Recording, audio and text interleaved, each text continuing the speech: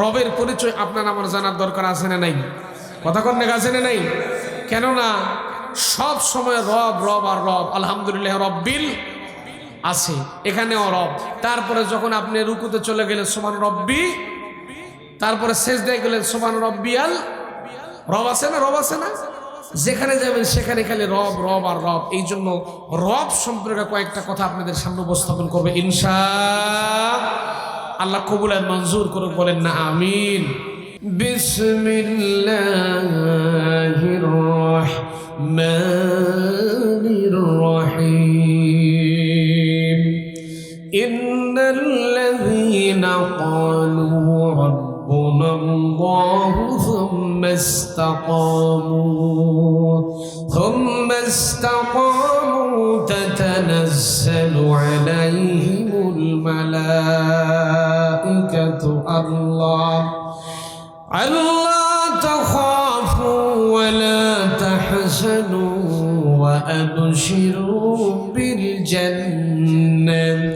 وأبشروا بالجنة التي كنتم توعدون।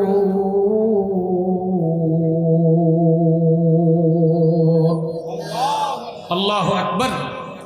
ভিতরে তো মুরতাদ শয়তানের ওয়াসওয়াসা থেকে পানাহ চেয়ে নিয়ে পরম করুণাময় আল্লাহ সুবহানাহু ওয়া তাআলার নামে কোরআনে কারীম থেকে আলোচনা শুরু করছি। প্রিয় ভাইয়েরা আমার, আমি আপনাদের সামনে সূরা হামনাস সাজদা থেকে একটা আয়াতে কারিমা তেলাওয়াত করছি, আয়াত নম্বর 30 নম্বর আয়াত। এখান থেকে আপনাদের সামনে কিছু কথা আলোচনা করব ইনশাআল্লাহ। আল্লাহ যদি আমাকে তৌফিক দান করে, বলেন আমিন, আল্লাহুম্মা আমিন। প্রিয় ভাইয়েরা আমার, বেশি যেহেতু ভূমিকায় কথা বাড়াতে চাচ্ছি না, খুব শর্টলি একটু কথা বলতে চাই। প্রিয় উপস্থিতি, আমাদের বাংলাদেশ, আমরা শতকরা 92% মুসলমান এই দেশে বসবাস করছি, ঠিক না? কথা বলেন না কেন? মানে আমরা সংখ্যাগরিষ্ঠ, আমরা সংখ্যা লঘু না, আমরা সংখ্যাগরিষ্ঠ মুসলমান। কিন্তু এই মুসলমানরা যখন আমরা ঠেলাই পড়ি, তখন ইচ্ছা মতো আমরা আল্লাহকে রব বাদ দিয়ে অন্যদিকেও চলে যাই। ওই রকম পাবলিক বুঝি বগুড়ায় নাই? আছে আমার ভাইরা। এই আয়াতে আল্লাহ পাক রব সম্পর্কে ব্যাখ্যা দিয়েছেন এবং রবের উপরে ইস্তেকামাত, অবিচলতার সাথে আপনাকে আমাকে দাঁড়িয়ে থাকা লাগবে। জীবনে যত দুঃখ, দুর্দিন, দুর্দশা, কষ্ট, জেল, জুলুম, হামলা, মামলা, ফাঁসি, যত কিছুই আসুক না কেন, আল্লাহর উপরে ইস্তেকামাত থাকাই লাগবে। আয়াতের অনুবাদটুকু শর্টলি একটু করে দেই। আল্লাহ কি বলছেন একটু খেয়াল করেন। আল্লাহ তাআলা বলছেন, ইন্নাল্লাযীনা ক্বালু রাব্বুনাল্লাহ। ইন্না মানে নিশ্চয়, আল্লাযীনা মানে যারা, ক্বালু মানে বলবে, রাব্বুনাল্লাহ, আল্লাহ আমার রব। আল্লাহ আমার কি? এ মুসলমান কথা বলেন নাকি? আল্লাহ আমার কি? যারা বলবে আল্লাহ আমার রব, সুম্মা ইসতাকামু তাতানাজ্জালু আলাইহিমুল মালাইকা। আল্লাহ বলছেন তারপরে সুম্মা ইসতাকামু, অর্থাৎ ইস্তেকামাত থাকবে। কষ্ট, দুঃখ, দুর্দিন, দুর্দশা যত কিছুই হোক না কেন, তারপরেও আল্লাহ আমার রব, এই কথার উপর যদি প্রতিষ্ঠিত থাকতে পারে, তাহলে আল্লাহ বলতেছেন তাতানাজ্জালু আলাইহিমুল মালাইকা, আমি আল্লাহ পাক আমার ওই সমস্ত বান্দাদের জন্য আরশ আজিম থেকে ফেরেশতা নাজিল করব। ফেরেশতা নাজিল করব। তারপরে কি করব? ফেরেশতা আসার পর বলবো, আল্লাহ তাখাফু ওয়ালা তাহজানু ওয়া আবশিরু বিল জান্নাতিল্লাতী কুনতুম তুআদুন। ফেরেশতা আসবে, কাছে চলে আসবে। আল্লাহর বান্দা লক্ষ্য করেন, আল্লাহ বলতেছেন নিশ্চয় যারা আমি আল্লাহকে রব বলে মেনে নেবে, জীবনের যে পয়েন্ট আসুক না কেন, যে সিচুয়েশন, যে মুহূর্ত আসুক না কেন, আমাকে রব বলে যদি ইস্তেকামাত আমার প্রতি অবিচলের সাথে দাঁড়িয়ে থাকতে পারে, আমি আল্লাহ তখন ওই বান্দার জন্য ফেরেশতা পাঠিয়ে দেবো। যখন আল্লাহু আকবার।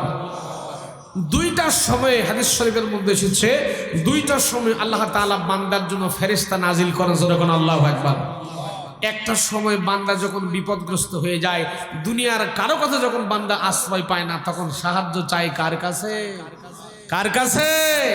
আল্লাহর কাছে। যখন বান্দা সাহায্য চায়, আল্লাহ এই যে বান্দাগুলো কষ্ট করে যন্ত্রণার মধ্যে থাকে, আমার ভাইরা, আমরা দীর্ঘ 16-17 বছর দেখেছি অনেক বান্দার উপরে জুলুম, নির্যাতন, অত্যাচার করা হয়েছে। আপনারা দেখেননি? বগুড়ায় দেখেননি? তারপরেও যারা ধৈর্য ধারণ করে থাকতে পেরেছে, আল্লাহ পাক তাদের জন্য সুসংবাদ দিয়েছেন। যখন আল্লাহু আকবার। প্রিয় ভাইয়েরা আমার, জীবনে দুঃখ দুর্দশা কষ্ট যন্ত্রণা যত কিছুই আসুক না কেন, যত কিছুই হোক না কেন, আল্লাহর উপরে যদি বান্দা ইস্তেকামাত থাকতে পারে, আল্লাহকে যদি রব বলে মানতে পারে, তাহলে ওই বান্দাগুলোকে সাহায্য সহযোগিতা করার জন্য আমার মালিক আল্লাহ রাব্বুল আলামিন আরশ আজিম থেকে বান্দার জন্য ফেরেশতা আল্লাহ নিজে পাঠায় দেয়। আর 2 নম্বরে আল্লাহ বান্দার জন্য ফেরেশতা পাঠিয়ে দিবেন। বান্দা যখন মৃত্যুর কোলে যখন ধরে পড়বে, আমরা কিন্তু একদিন সবাই চলে যাব, কেউ কিন্তু আমরা চিরস্থায়ী দুনিয়াতে থাকবো না। আমাদের আসল জায়গা হলো আখিরাত, আসল জায়গা পরকাল। যারা বললেন না তারা বুঝি মরবেন না? হ্যাঁ হ্যাঁ হ্যাঁ, সবাইকে চলে যাওয়া লাগবে, কেউ কিন্তু এখানে থাকার জন্য আসেনি। দুনিয়াটা থাকার জায়গা না, আমাদের আসল জায়গা হলো আখিরাত। আখিরাতের জন্য কিছু পুঁজিপাট্টা, কিছু সঞ্চয় আমাদের করার দরকার আছে না নাই? প্রিয় ভাইরা আমার, বান্দা যখন মৃত্যুর কোলে যখন ধরে পড়বে, তখন আল্লাহ পাক ওই বান্দার জন্য আরশ আজিম থেকে ফেরেশতা নাজিল করে দেবেন। ফেরেশতা আসবে, বান্দার মাথার কাছে বসবে। খুব ভালো করে কথাটা একটু শুনে যান। বান্দার মাথার কাছে ফেরেশতা এসে বসবে, বসার পরে বান্দাকে ফেরেশতা বান্দাকে বলবে, বান্দারে ভয় করছো কেন তুমি? বান্দার কাছে যে নাজিল ফেরেশতা আসার পরে বলবে, আল্লাহ তাখাফু, ও আল্লাহর বান্দা তুমি ভয় করো না, চিন্তা করো না, ওয়ালা তাহজানু, টেনশন করো না, চিন্তা করো না, দুঃখ নিও না, কষ্ট নিও না, ওয়া আবশিরু বিল জান্নাতিল্লাযী কুনতুম তুআদুন। হে আল্লাহর বান্দা তুমি টেনশন করো না, ভয় করার কোনো কারণ নাই। যেহেতু তুমি দুনিয়ার জীবনে কষ্ট যন্ত্রণা সহ্য করেছো, আল্লাহর উপরে তুমি অবিচলতার সাথে দাঁড়িয়ে থেকেছ, এই জন্য করে আজকে ফেরেশতায়ে কেরাম তখন জান্নাতগুলো তুলে আনবেন, জান্নাতের সবগুলো দরজা ওপেন করে দেবেন। দেওয়ার পরে বান্দাকে আল্লাহর জান্নাতের দৃশ্য দেখাতে থাকে, বলবে, আল্লাহর বান্দা এই যে দেখো, আল্লাহ তোমাকে যে জান্নাতের ওয়াদা করেছেন, ওয়াবশিরু বিল জান্নাতিল্লাতী, এই জান্নাতের সুসংবাদ গ্রহণ করো। তুমি এখন বিদায় হয়ে চলে যাবে, আর তোমার জায়গা আল্লাহ তোমার জন্য জান্নাতের মধ্যে আল্লাহ জায়গা বরাদ্দ করে রেখেছে। ভাইরা আমার, সাহাবায়ে কেরাম প্রশ্ন করলেন, ইয়া রাসূলুল্লাহ, হে আল্লাহর নবী, বান্দা কেমন করে জান্নাত দেখতে দেখতে বান্দা কেমন করে মৃত্যুর কোলে ধরে পড়বে, এটা তো বুঝতে পারলাম না। বিশ্ব নবী বললেন, সাহাবায়ে কেরাম গো, মায়ের বুকের দুধ পান করতে করতে ছোট্ট বাচ্চাগুলো যখন ঘুমিয়ে পড়ে, মা কিন্তু ঠিকঠাক মতো বুঝতে পারে না। ঠিক তেমন করে মায়ের বুকের দুধ পান করতে করতে বাচ্চা যখন ঘুমিয়ে পড়ে, বাচ্চা কিন্তু মা কিন্তু বুঝতে পারে না কখন বাচ্চা ঘুমিয়ে গেছে।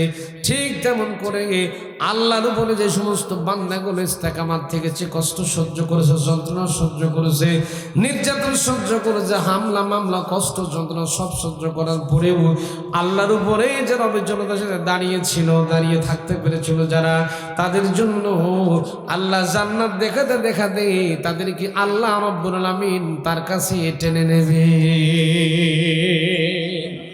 তাহলে আল্লাহর উপর অবিচলতার সাথে দাঁড়িয়ে থাকার দরকার আছে না নাই? তাহলে জানতে হলে এখানে আজকে জানতে হবে, আল্লাহ আমার রব। আল্লাহ আমার কি? জোরে কওয়া লাগবে কি?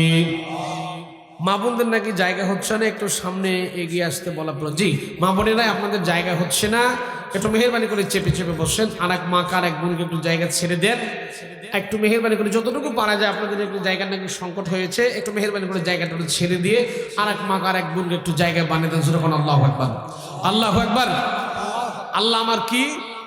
কথা বলেন এখন কি? আল্লাহ আমার রব।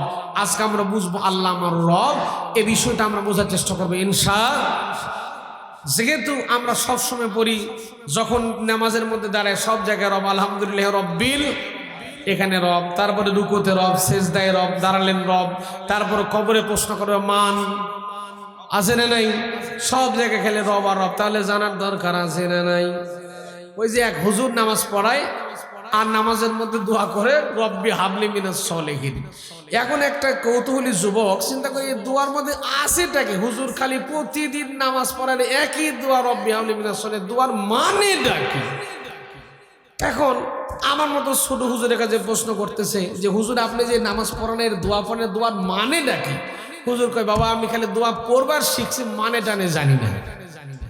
এখন কিউরিয়াসিটি জাগলো যুবকের যে মানে জানে না, তাহলে দোয়ার মানে আমাকে জানা লাগে। মনে করেন আমার আব্দুল মান্নান হুজুরের কাছে চলে গেছে, বলতে যে হুজুর এই দোয়ার মানে নাকি এটা বলেন তো।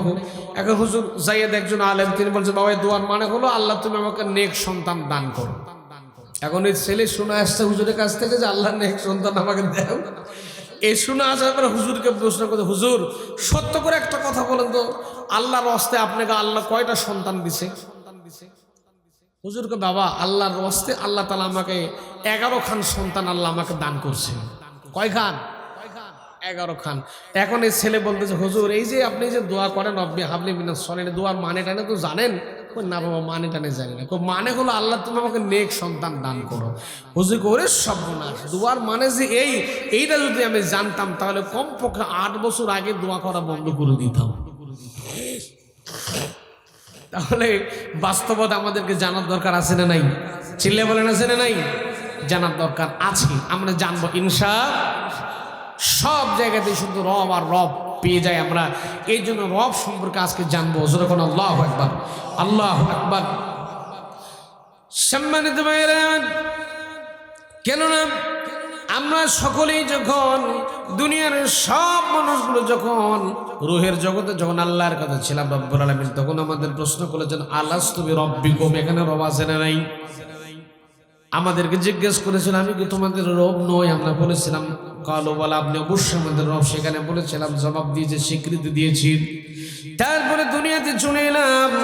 কোরআনে কারীম যখন নাজিল হলো, আল্লাহ প্রথম আয়াত যখন নাজিল করলেন ইকরা বিসমি রাব্বিকাল্লাযী, এখানে রব আছে না নাই?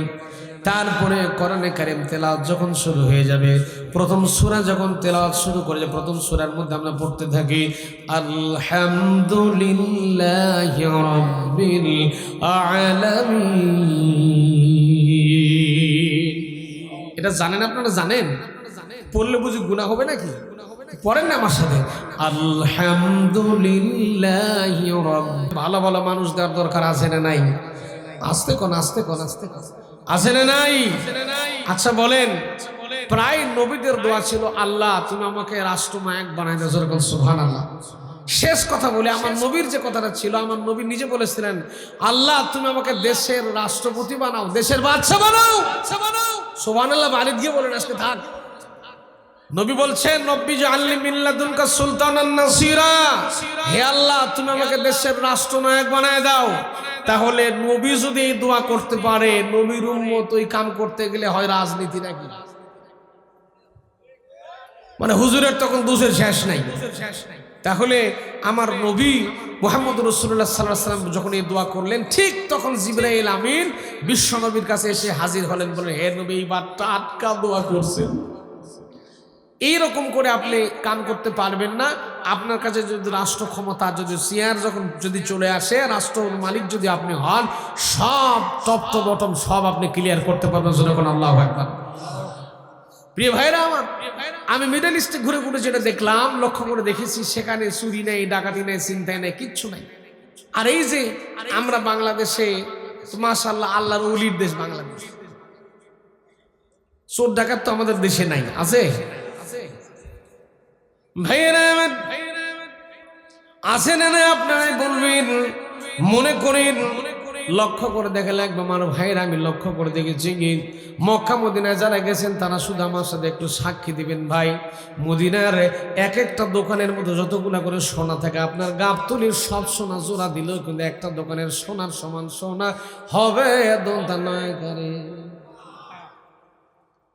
অথচ সেখানে আজান যখন হয়ে যায় সঙ্গে সঙ্গে সব দোকানপাট সব ওপেনলি খোলা থাকে। মালিক শ্রমিক কর্মচারী যাতে গোষ্ঠী শুনলে সব নামাজের দিকে দৌড়ায়, কেউ দোকান পাহারা দেওয়া লাগে না। এখন দোকান পাহারা দেয় কে? অথচ আপনি যখন সাত মাথায় গেলেন, বগুড়া সাত মাথা যাওয়ার পরে গিয়ে সুন্দর একটা 2200 টাকাতে বাটার জুতা কিনলেন। বাটার জুতা কিনে রেখেই বাইতুর রহমান সেন্ট্রাল মসজিদে নামাজ পড়ার জন্য ঢুকছেন। বাটার জুতা বাইরে রেখে দিয়া নামাজ পড়ার জন্য ঢুকছেন। যখন রুকু থেকে পড়তেছেন সুবহানাল্লাহিল আযীম, আর একবার চিন্তা করতেছেন 2200 টাকার বাটার জুতা আছে না গেছে? কথা কই না রে, কথা কই না। ভাইরে আমার, এই হলো আমাদের অবস্থা। মসজিদ থেকে বের হলে আমাদের জুতাই থাকে না, ওদের কোটি কোটি টাকার দোকানের সোনা পর্যন্ত চুরি হয় না, আমাদের মাত্র কয়েক টাকার জুতাও ঠিকঠাক মতোই দেশে থাকে। শুধু তা নয়, এই যে আপনারা আমাদেরকে দাওয়াত করে নিয়ে আসেন, ভালো ভালো খান, ভালো ভালো পয়সা দেন, টাকা দেন, তারপরে আমরা যখন বাড়ির দিকে রওনা দেই, কয়েক কিলোমিটার যেতে না যেতে আল্লাহর ওলিরা গাছ ফেলে রাস্তার মাঝখানে আমাদেরকে ধরে, বলে হুজুর অমুক জায়গা ওয়াজ করলেন, পকেটে যা আছে আস্তে করে দিয়া যান, দিয়া যান, দিয়া যান, আছে না নাই? তাহলে এই দেশটাকে সংশোধন করার দরকার আছে না নাই? এই জন্য করে ভালো ভালো মানুষগুলাকে ক্ষমতার চেয়ারে দেওয়ার দরকার আছে না নাই? আছে। প্রিয় ভাইরা আমার, হুজুরেরা গেলেই খালি চিন্তা, হুজুরেরা যখনই এই কামগুলোতে যাবে চিন্তা করে কেন হুজুরকে এই কামে, কথা কয় না, ঠিক না বলেন? যখনই দেখবেন আমার আব্দুল মান্নান হুজুরের মতো মানুষ যখন ইউনিয়ন পরিষদের নির্বাচন করার জন্য দাঁড়ায় গেছে, একটা পোস্টার টাঙ্গাই দিয়েছে, আপনাদের এই জয়ভোগার গ্রামের দুইজন মানুষ ওই গাবতলির মোড়ে চা খাচ্চার গল্প করতেছে, এক হাতে চা মারতেছে আর এক হাতে বিড়ির টান মারতেছে, বলতেছে এই মৌলবি এতদিন ভালো ছিল, হুজুর এতদিন ভালো ছিল, নামাজ পড়া তো সবকিছু ঠিক ছিল, ভালো ছিল, দেখতেছে হুজুরের ভোটে দাঁড়ায় গেছে। আর বাংলাদেশের ইন্টারন্যাশনাল সংসদ ভবনের নাম হলো চায়ের দোকান, ওখানে গোষ্ঠী শুদ্ধ সব গল্প হয়।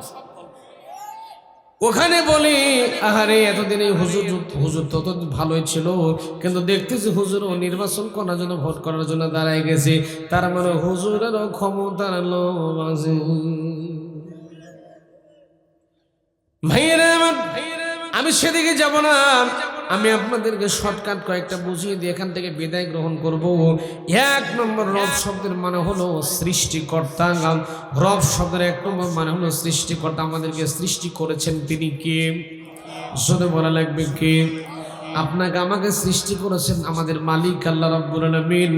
তিনি সৃষ্টি করেছেন, সৃষ্টি করার পরে এমনি এমনি আপনাকে আমাকে ছেড়ে দেননি। সৃষ্টি করার পরে একটা গাইডলাইন্স করে কোরআনে কারীম নামক একটা সম্পদ আল্লাহ রাব্বুল আলামিন নাজিল করেছেন। জোরে কোন আল্লাহু আকবার, আরেকটু জোরে কোন আল্লাহু আকবার। সেই গাইডলাইন্স মেনে নেওয়ার দরকার আছে না নাই? আল্লাহ রাব্বুল আলামিন বলছেন, ফামান তাবিআ হুদায়া ফালা খাউফুন আলাইহিম ওয়ালা হুম ইয়াহজানুন।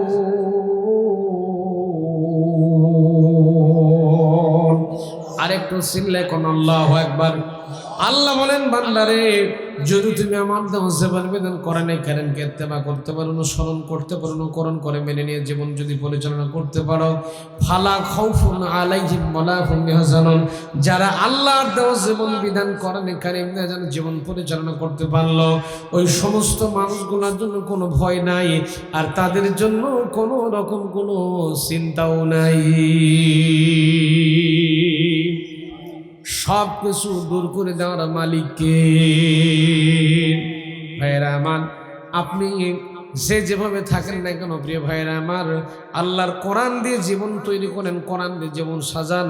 কেননা কোরআন মানতে পারলেই আল্লাহর জান্নাতে যাওয়া যাবে। এখনো যারা পাইনি দাওয়াত কোরআনের এই মিছিলে, এখনো যারা পাইনি দাওয়াত কোরআনের এই মিছিলে, শুনিয়ে দেই চলো সত্যবাণী, শুনিয়ে দেই চলো সত্যবাণী, পথ বাতলে দেই আমলের, বলে দেই বুকে টেনে জান্নাতে একা আমি যাব না তো ভাই, তোমাকেও জান্নাতে সাথে নিতে চাই। জান্নাতে যেতে চান? জান্নাতে যেতে চান? আমার সাথে গলা মেলান। জান্নাতে একা আমি যাব না তো ভাই, তোমাকেও জান্নাতি দলে নিতে চাই।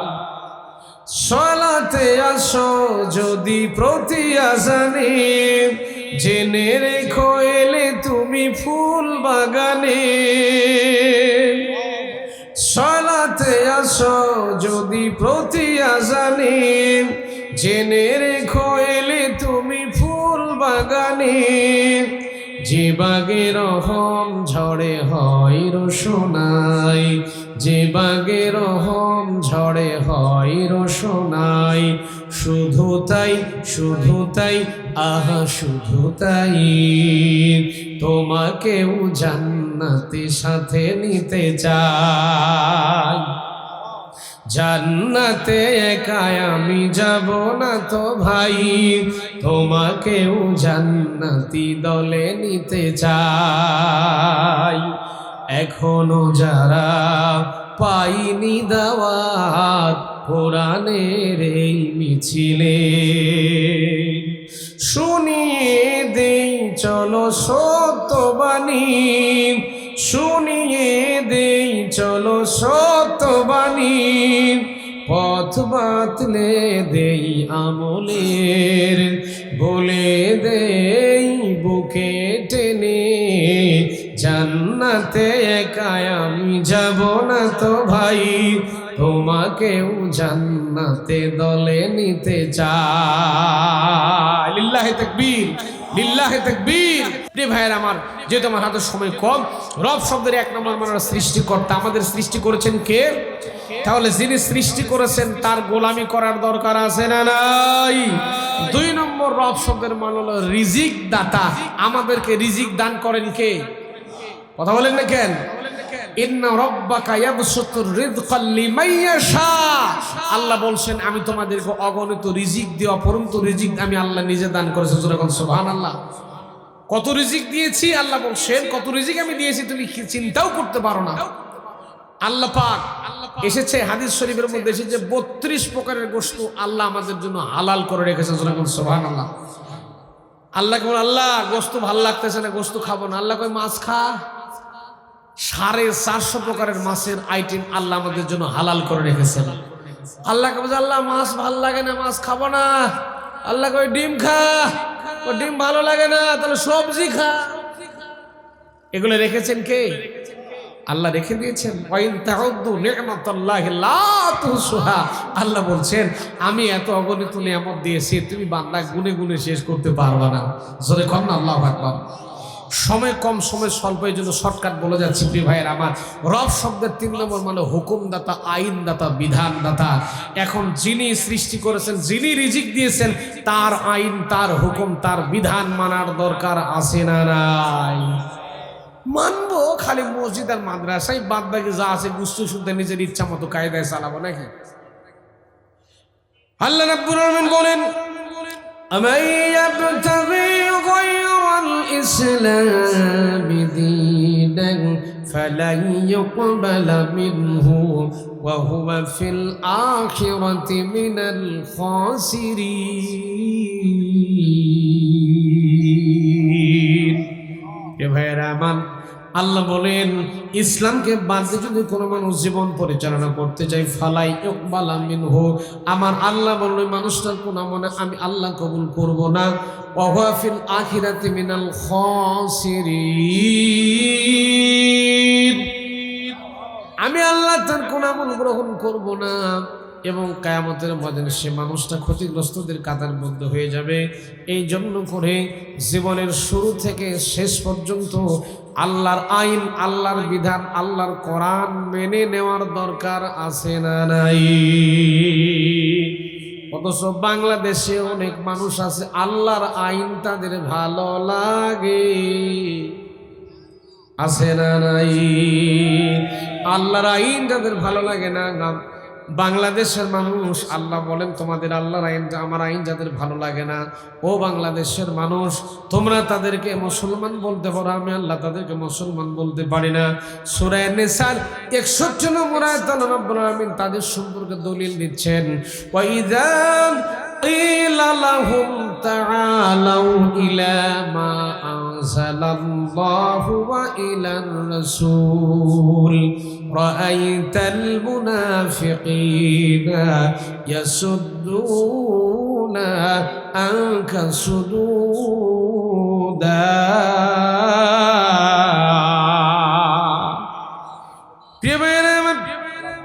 আল্লাহ বলেন ওয়াইদা কিলা লাহুম তাআলাউ, নবী আপনি দেখবেন যখন আপনি তাদেরকে বলবেন আসো আল্লাহর আইনের দিকে, আসো আল্লাহর বিধানের দিকে, আসো আল্লাহর দ্বীনের দিকে, আসো রাসূলের পথের দিকে আসো, হে নবী আপনি দেখবেন রাআইতা, আমার সামনে বড় একজন আলেম বসে আছেন, আল্লাহ বলেন রাআইতাল মুনাফিকিনা ইয়াসুদ্দুনা আনকা সুদুদা, হে নবী আপনি দেখবেন আল্লাহর আইনের কথা যখন বলবেন, রাআইতা মানে হলো দেখা, আপনি দেখবেন রাআইতাল মুনাফিকিনা ইয়াসুদ্দুনা আনকা সুদুদা, মুনাফিক যারা হবে এরা আস্তে করে আপনার দল থেকে কেটে চলে যাবে। ওই রকম পাবলিক বাংলাদেশে আছে না নাই? রে ভাইরা আমার, জীবনে যত কিছু হোক না কেন, যত কিছু কষ্ট দুঃখ দুর্দশা যত কিছু হোক না কেন, আল্লাহর বিধান আল্লাহর আইনের পক্ষেই থাকাই লাগবে। যতই কষ্ট দুঃখ দুর্দশা আপনার জীবনে আসুক না কেন, আপনাকে আল্লাহর আইনের পক্ষেই কাজ করা লাগবে। যখন আল্লাহু আকবার, আমার নবীর দলেই থাকতে হবে। কেননা প্রিয় ভাইরা আমার, যখন কবরে চলে যাব, যখন মৃত্যুবরণ করব, কোন নেতা খেতা কেউ কি কবরের মধ্যে যাবে? আপনার আমি যখন মরে যাবো, আপনি আমি মরে যাবো, যখন কেউ যাবে? কেউ কিন্তু যাবে না, আপনাকে আমাকে একাই যাওয়া লাগবে। এই জন্য করে কবরের মাল সামানা গ্রহণ করার দরকার আছে না নাই? জোরে বলেন আছে না নাই? প্রিয় ভাইরা আমার, এই জন্য এগুলো গ্রহণ করব। 3টা পয়েন্ট বললাম। 3 নম্বর হলো রব শব্দের মানে হলো হুকুমদাতা, আইনদাতা, বিধানদাতা। 4 নম্বর রব শব্দের মানে হলো মাবুদ। আমাদের মাবুদ কে? কথা বলা লাগবে কে? আমরা কার গোলামি করি? আমাদের মাবুদ হচ্ছেন আমাদের আল্লাহ তাআলা, আমরা তার গোলাম। এই জন্য সব সময়ের জন্য আপনার আমার গোলামি হতে হবে কার জন্য? কার জন্য? আল্লাহর জন্য গোলামি হতে হবে। সব সময়ের জন্য আমরা গোলামি করব একমাত্র কার? রব শব্দের 4 নম্বর মানে হলো মাবুদ, অর্থাৎ আমরা হলাম আব্দুন, আমরা হলো দাস, আমরা হলাম গোলাম। আর আমাদের মালিক হচ্ছেন আল্লাহ রাব্বুল ইজ্জাতুল জালাল। আল্লাহ পাক আমাদের মালিক, তিনি আমাদের প্রভু, তিনি আমাদের মাহবুদ, আমরা হলাম তার গোলাম। যখন আল্লাহু আকবার, এই গোলামির পরিচয়টা বেশি করে পাওয়া যায় নামাজের মাধ্যমে। যখন আল্লাহু আকবার, নামাজে যখন বান্দা দাঁড়িয়ে পড়ে, নামাজের মধ্যে যখন বান্দা দাঁড়িয়ে পড়ে, তখন বান্দা রুকুতে যখন যায়, সিজদার মধ্যে যখন পড়ে যায়, তখন বান্দা একেবারেই পরিপূর্ণ গোলাম হয়ে যাচ্ছে। যখন আল্লাহু আকবার, এই যে আমরা যখন ছোট্ট ছোট্ট করে ভাঙ্গা ভাঙ্গা কোনটা কয়েকটা কথা বলি, আমরা যখন নামাজের মধ্যে দাঁড়ায় পড়ি, ওখানে নামাজের মধ্যে রাষ্ট্রপতি, প্রধানমন্ত্রী, এমপি, মন্ত্রী, মিনিস্টার, ঠেলাওয়ালা, ভ্যানওয়ালা, কুলি, মজুর, ঠেলাওয়ালা, রিক্সাওয়ালা, বিভিন্ন শ্রেণীর পেশার মানুষ কিন্তু সেখানে থাকে। কিন্তু ঠেলাওয়ালার পাশে যদি রাষ্ট্রপতি দাঁড়ায়, তাহলে রাষ্ট্রপতিকে বলতে পারবে যে যা তোরে তুই আমার পাশে দাঁড়াস না, তুই পেছনের লাইনে গিয়ে দাঁড়িয়ে কথা বলা যাবে? একথা বলা যাবে না। কেননা মসজিদ এটা বঙ্গভবন না, গণভবন না, এটা পার্লামেন্ট না, এইটা মসজিদ আল্লাহর ঘর। এখানে রাষ্ট্রপতিও যা, প্রেসিডেন্ট তা, মন্ত্রী তা, এমপি তা, সবাই এক কাতারে দাঁড়িয়ে গেছে। সবাই আমরা এক কাতারে দাঁড়ায় গিয়ে আল্লাহর গোলাম হয়ে গেছে। যখন আল্লাহু আকবার, আল্লাহু আকবার, কি চমৎকার চার্মিং দৃশ্য! আল্লাহর গোলাম যখন বান্দা হয়ে যায়, কুলি, মজুর, ঠেলাওয়ালা, ভ্যানওয়ালা, রিক্সাওয়ালা কিছুই থাকে না, সবগুলা মিলে গোলামি করে কার? গোলামি করে কার? প্রিয় ভাইরা, এই জন্য করে প্রখ্যাত কবি, বিশ্বকবি, সম্রাট আল্লামা ইকবাল রাহিমাহুল্লাহ সুন্দর করে বলেছেন, এক হি সব মে খড়ে হো গায়ে, এক হি সব মে খড়ে হো গায়ে মাহমুদ আয়াজ, না কোই বান্দা রহা, না কোই বান্দা নওয়াজ। আল্লাহু আকবার। একই কাতারে আমির দাঁড়াবে, ফকির দাঁড়াবে, বাদশাহ দাঁড়াবে, সম্রাট দাঁড়ায় যাবে। এখন আমির নাই, ফকির নাই, বাদশাহ নাই, সম্রাট নাই, রাষ্ট্রপতি নাই, প্রধানমন্ত্রী নাই, প্রেসিডেন্ট নাই, এমপি নাই, মন্ত্রী নাই, চেয়ারম্যান নাই, মেম্বার নাই, ঠেলাওয়ালা, কলিওয়ালা, দিন মজুর কেউ নাই। সবগুলা মিলে যখন নামাজের কাতারে দাঁড়ায় পড়বে, সবগুলা মিলে তখন আল্লাহর গোলামি পরিণত হয়ে যায়। এত সুন্দর চমৎকার দৃশ্য আর কোথায় পাবে? যখন আল্লাহু আকবার, আল্লাহু আকবার। এই জন্য একমাত্র শুধুমাত্র গোলামি হবে কার জন্য? জোরে পাওয়া লাগবে কার জন্য? আপনার আমার গোলামি হতে হবে আল্লাহর জন্য। শুধুই গোলামি মসজিদ মাদ্রাসার মধ্যে গোলামি সীমাবদ্ধ রাখলে হবে না। যখন গোলামি করব সব জায়গায় করব, ব্যবসায় গোলামি করব, বাণিজ্য গোলামি করব, চাকরিতে বাকরিতে রাষ্ট্রে ধর্মে কর্মে সব জায়গাতে একমাত্র গোলামি করব কার? গোলামি করবে একমাত্র আল্লাহ। গোলামি আল্লাহর করতেছেন, করার পরে নামাজ পড়লেন, আসরের নামাজ পড়লেন, এসে আবার ওজনে কম দিচ্ছেন, খুব গোলাম হলেন নাকি? আমি 4 নম্বর পয়েন্ট বললাম মাবুদ, শেষে রব শব্দের 5 নম্বর মানে হলো মালিক। আমাদের মালিক কে? আমাদের একমাত্র আবার তার কাছে ফিরে যাওয়া। দুনিয়াতে যে যত বড়ই কিছু হয় না কেন ভাই, একমাত্র আপনাকে আমাকে আবার ওই আল্লাহর কাছে যাওয়া লাগবে। এজন্য আমার আজকের কথা হলো আপনাদেরকে একটা জিনিস বোঝাতে চাইতে, সেটা হলো জীবনে যত কিছু আসুক না কোনো আল্লাহর উপরে ভরসা করব ইনশাআল্লাহ। আল্লাহকে রব বলে মেনে চলবো। যখন আল্লাহু আকবার। আজকের এই মাহফিল কমিটি, বক্তা, শ্রোতা সবাইকে যেন আল্লাহ তাআলা দ্বীনের জন্য কবুল এর মঞ্জুর করে যখন আমিন, আল্লাহুম্মা আমিন। এখানে শেষ করছি, আমার জন্য দোয়া করবেন। আসসালামু আলাইকুম ওয়া রাহমাতুল্লাহ।